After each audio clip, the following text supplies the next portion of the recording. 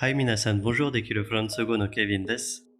今日のレッスンはとても簡単です。日本語である経験の有無を表したいときに、何々したことがある、何々したことがないと言うんですね。フランス語でどうやって経験を表すのでしょうか。この動画で解説をさせていただきますので、皆さんご覧ください。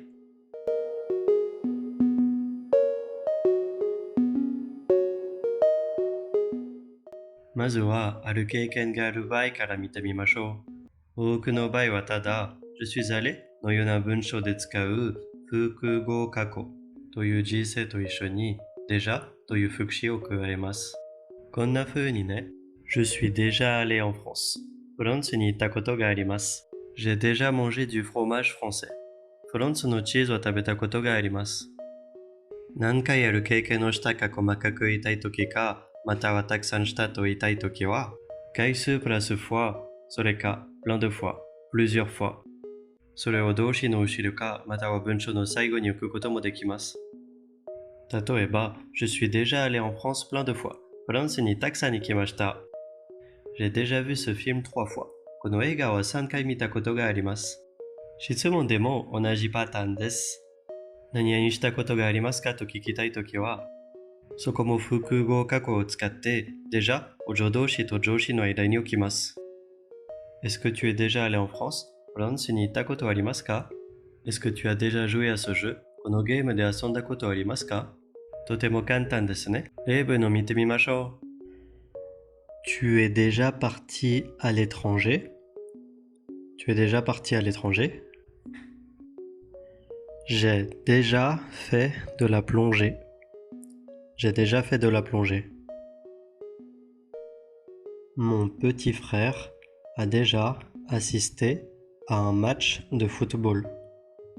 Mon petit frère a déjà assisté à un match de football. さて、これからはある経験がない場合に注目しましょう。そこは déjà じゃなくて、決してない、一度もないということを表す jamais という副詞を使います。英語の never ですね。否定文ですので、ne と一緒に使います。でも、話すときは ne を省略することもあります。Je ne suis jamais allé en France。フランスに行ったことがありません。J'ai jamais bu d'alcool。お酒を飲んだことない。質問で使うこともできます。Tu n'es jamais allé en France？ フランスに行ったことないですか？ Tu n'as jamais travaillé？ 働いたことないですか？ Je ne suis jamais entré dans cette maison. Je ne suis jamais entré dans cette maison. Elle n'a jamais perdu au poker. Elle n'a jamais perdu au poker. Tu n'as jamais joué de la guitare?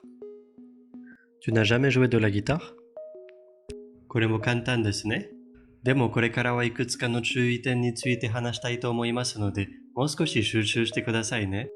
まずは、複合過去形以外にも大過去形と一緒に使うこともできます。それは、例えば友達と一緒にエスカルゴを食べて、食べ終わったら友達に、C'est la première fois que tu manges des escargots, pas vrai? 初めてエスカルゴを食べたでしょと聞く。でも友達が、Non, j'en avais déjà mangé。違うよ、前食べたことがあった。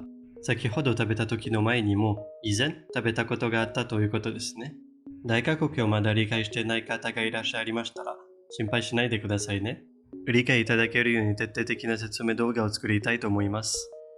そしてエスカルゴを食べたことない方は、ぜひトライしてほしいです。美味しいですよ。じゃあ次に話したい注意点は、déjà の使い方です。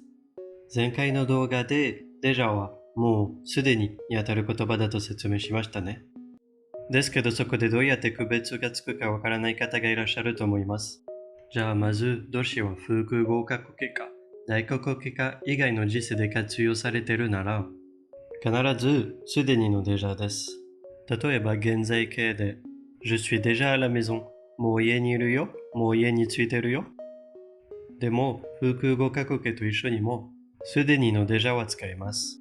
そこで見分ける方法は文脈を見ることです。例えば、Est-ce que tu as déjà mangé? って聞かれたら、もちろん相手が知りたいのは、あなたは食べたことあるかどうかじゃなくて、あなたは今日もう食べたかどうかですね。そもそも食べたことなかったら、まだこの世にいて質問されたりするはずがないですね。つまり、tu es déjà réveillé? もう起きたか？ Tu as déjà pris ta douche? もうシャワー浴びた？のような文章はさすがにすでにのデジャですね。では最後の注意点について説明します。Je ne suis jamais allé en France のような文章に encore っていう副詞を加えて Je ne suis encore jamais allé en France になります。そうすると、まだ行ったことないけど、いつか行きたいなという気持ちを相手に伝えます。例えば私だったら、Je ne suis encore jamais allé à Hokkaido。北海道にまだ行ったことないです。でも絶対に行きたいなとは思っています。最後まで動画を見ていただいてありがとうございました。これから復習すれば、ある経験の有無を表すことができるようになります。復習用の例文はいつものように動画の下に残しておきますね。そしていつものように正解は次回の動画で知らせますね。登録ボタンを押していただくとすっごい助かりますのでよろしくお願いします。説明してほしい文法や表現がありましたらコメントセクションでお知らせくださいね。À la prochaine!